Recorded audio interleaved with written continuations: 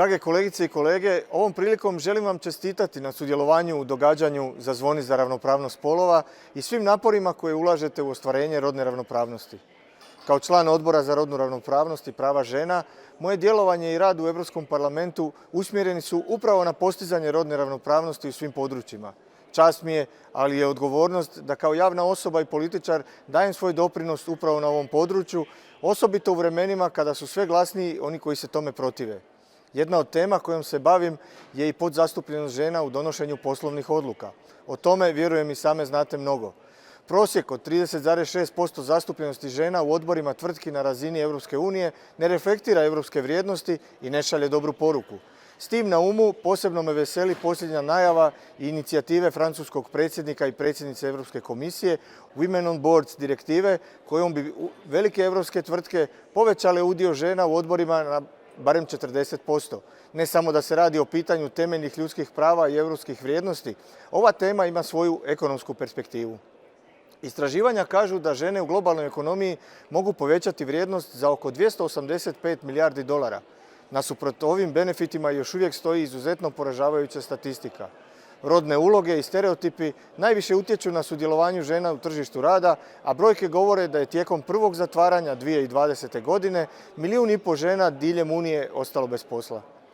Područje rada prepoznato je kao vodeći problem u gotovo svim državama članicama.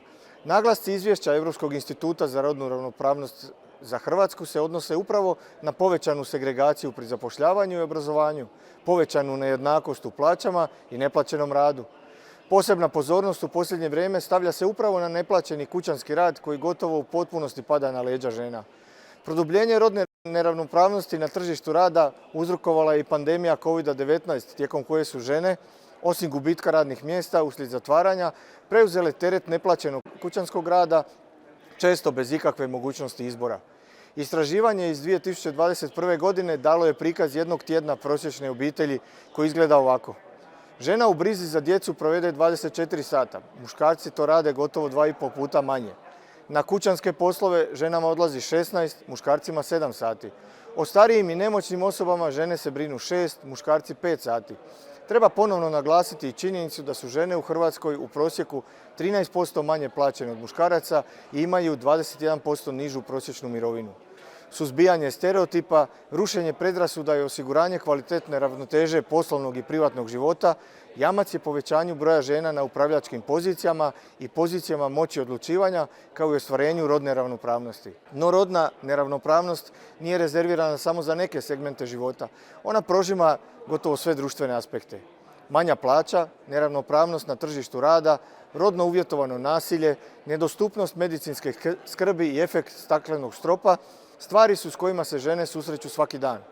S činjenicom da su žene još uvijek u sustavno nepovoljnijem položaju susreo sam se i kao izvjestitelj Europskog parlamenta na temu seksualnog i reproduktivnog zdravlja i prava žena.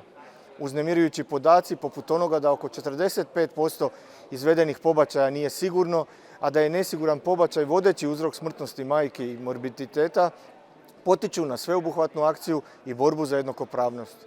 Uskraćivanje i onemogućavanje medicinske skrbi poražavajuće je za 21. stoljeće.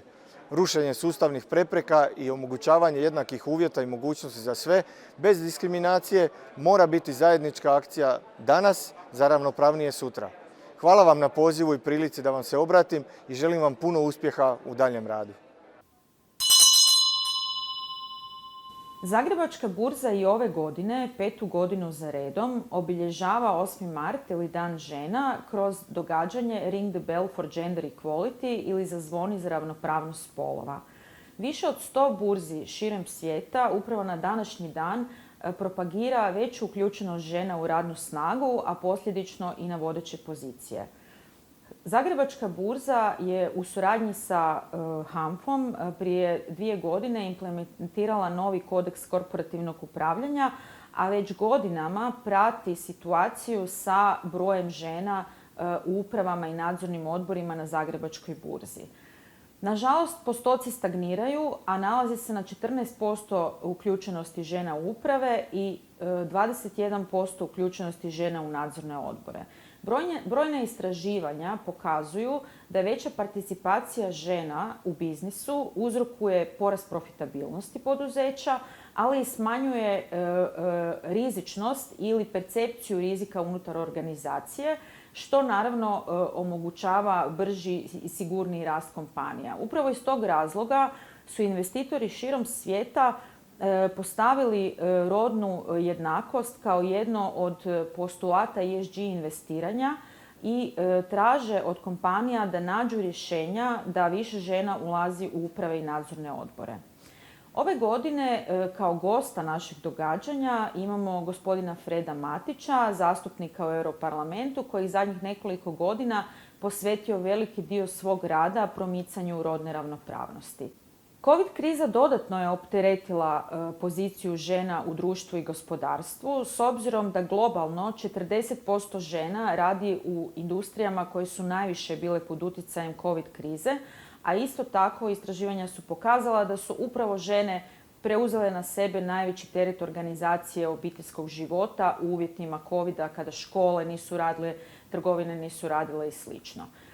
Nažalost, trendovi se ne poboljšavaju i Covid je u biti uzrokovao pomak godina potrebnih da se ostvari jednakost sa 99 na nevjerojatnih 136 godina.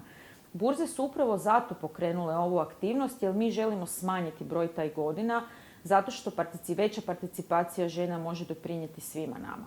Žene ne trebaju okruženje u kojem bi imale bilo kakve privilegije, već trebaju veću uključenost na tržištu rada, trebaju konkretne mjere da bi mogle ostvariti svoju karijeru, trebaju bolju organizaciju njihovog obiteljskog života i smanjenje neplaćenog rada, a sve to da bi se povećala profitabilnost kompanija i smanjila njihova rizičnost u budućnosti.